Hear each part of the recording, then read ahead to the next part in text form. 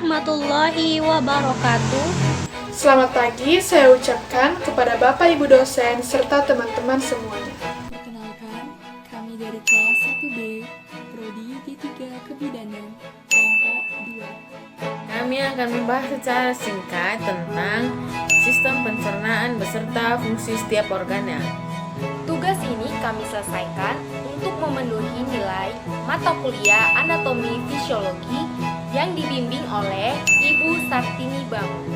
Sebelum kami membahas topik ini, saya akan memperkenalkan anggota-anggota kelompok kami.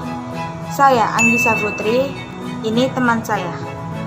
Lydia Maria, Evelyn Valencia, Alvin Nurita, Jane Margareta, dan Putri Ariska.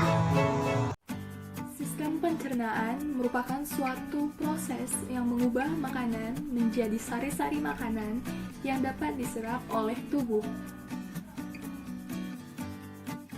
Proses pencernaan makanan dibagi menjadi dua, yaitu proses pencernaan mekanik dan pencernaan kimiawi. Pencernaan mekanik adalah proses mengubah makanan menjadi lebih kecil dan lembut. Pencernaan kimiawi adalah proses mengubah zat makanan yang kompleks menjadi yang lebih sederhana dengan bantuan enzim, sehingga mudah diserap oleh tubuh pencernaan manusia berupa saluran cerna yang terdiri dari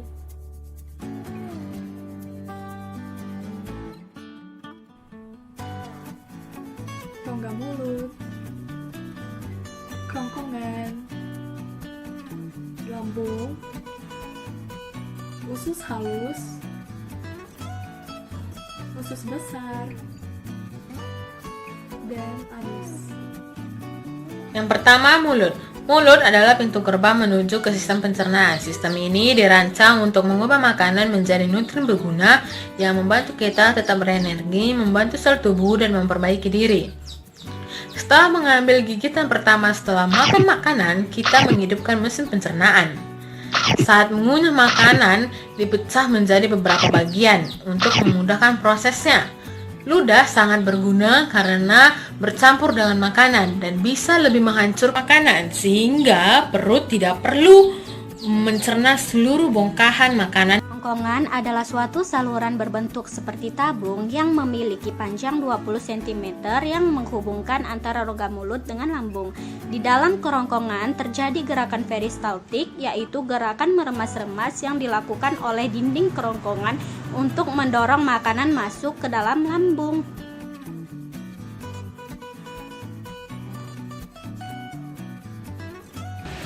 Lambung adalah bagian dari organ pencernaan manusia yang paling elastis. Lambung berbentuk seperti kantong dan terletak di dalam rongga perut sebelah kiri atas. Dalam lambung, makanan mengalami pencernaan secara mekanis dan kimiawi. Pencernaan mekanis dilakukan oleh dinding atau otot lambung yang meremas dan mengaduk makanan. Pencernaan kimiawi dilakukan oleh getah lambung yang dihasilkan oleh kelenjar getah lambung. Getah lambung mengandung enzim pepsin, enzim renin, dan asam klorida. Enzim pepsin berfungsi untuk memecah protein menjadi pepton. Enzim renin berfungsi untuk mengendapkan protein susu menjadi kasein. Asam klorida atau HCl berfungsi untuk mengasamkan makanan dan membunuh kuman yang masuk bersama makanan.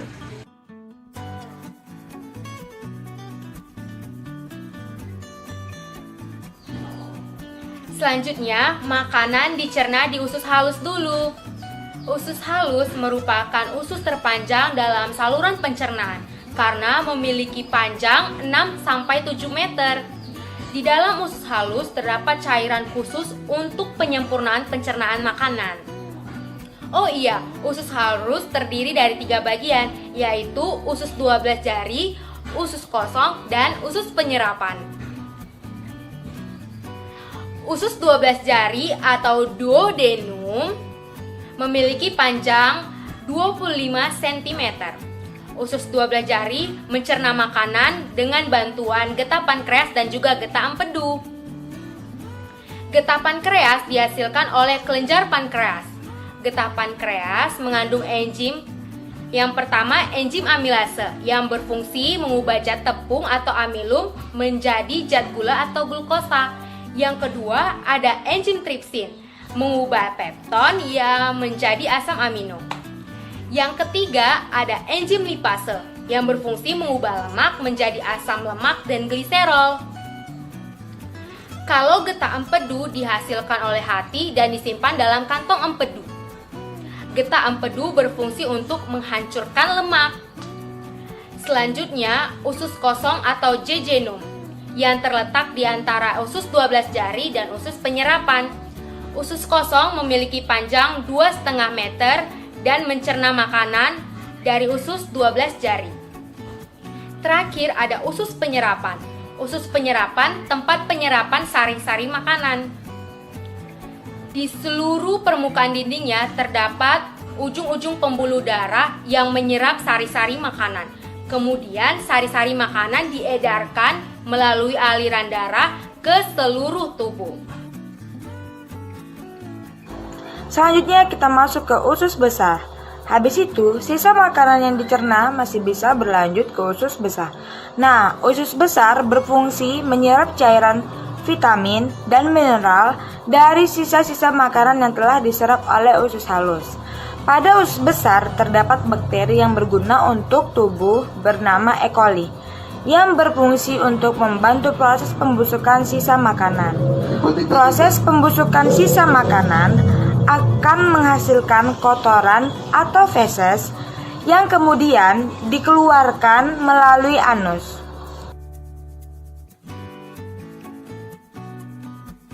Rektum adalah ujung muara dari usus besar yang berfungsi sebagai tempat penyimpanan fesis sementara. Ketika rektum terisi penuh oleh fesis, maka saraf akan mengirim respon ke otak yang menimbulkan rasa ingin buang air besar. Anus adalah lubang di bagian bawah pantat yang berfungsi sebagai tempat keluarnya fesis dalam tubuh. Sekarang kita akan masuk ke topik penyakit pada sistem pencernaan. Nah, gangguan atau penyakit pada organ pencernaan umumnya disebabkan oleh makanan yang tidak sehat atau pola makan yang tidak teratur. Salah satunya seperti diare. Diare ini pada umumnya orang yang terkena diare mengalami buang air besar yang lebih sering dan encer dari biasanya. Walaupun termasuk penyakit yang ringan, tapi kalau tidak mendapatkan perawatan yang benar, diare ini bisa menjadi penyakit yang berbahaya. Dan diare ini dapat disebabkan dari beberapa faktor. Yang pertama, mutu dan kebersihan makanan yang buruk, alergi ke makanan, atau terlalu banyak makan makanan asam dan pedas. Diare bisa juga menjadi salah satu penyakit seperti malaria, campak, cacingan, dan infeksi usus. Gimana kita bisa sembuh? Nah, dokter menganjurkan untuk kita meminum Oralit. Oralit adalah larutan yang terbuat dari campuran air matang yang diberi gula dan garam. Penyakit yang menyerang sistem pencernaan yang berikutnya adalah penyakit MA, yaitu penyakit yang menyerang lambung. Penyakit MA sering disebabkan karena pola makan yang tidak teratur atau sering terlambat makan. Gejalanya perut terasa perih dan mules jika terlambat makan. Saat makan pun perut terasa sakit, kadang terasa mual bahkan muntah. Penyakit MA terjadi karena produksi asam klorida yang berlebihan di lambung. Tingginya kadar asam lambung dapat disebabkan oleh makanan yang terlalu asam, pedas, kopi, maupun alkohol.